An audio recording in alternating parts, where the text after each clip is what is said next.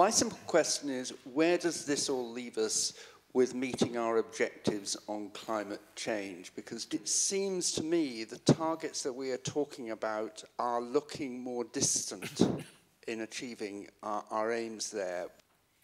John. Well, I mean, I think it's very much more difficult, but I would want to say the first thing is that climate change isn't going to wait.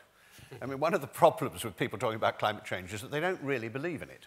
I mean, if you believe in climate change, or even if you don't believe in it but really recognise the impact of resource needs and the huge growth of middle-class people and people in the world, that you realise you have to do the same things in all those cases. If you're in that situation, then you have first of all to say is the targets can't slip.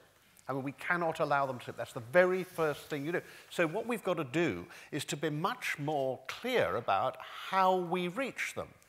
And I use the energy efficiency and energy saving as an example because I do believe that we could do everything we do in Europe at the moment at half the amount of energy.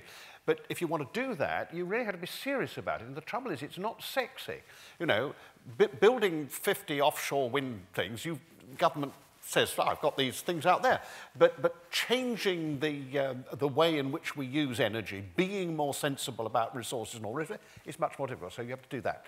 Secondly, we've really got to have a regime which kickstarts a number of these things. I speak with bias. I chair an organisation which seeks to create barrages, and I think there are an awful lot of opportunities for tidal, which can happen very quickly and doesn't have a number of the problems of largely unforeseen problems, because we don't know. I'm also involved in offshore wind, and the thing about that is that it's very exciting, but we don't know what's going to happen when you start putting things in some of the places we're now agreeing to. We don't know.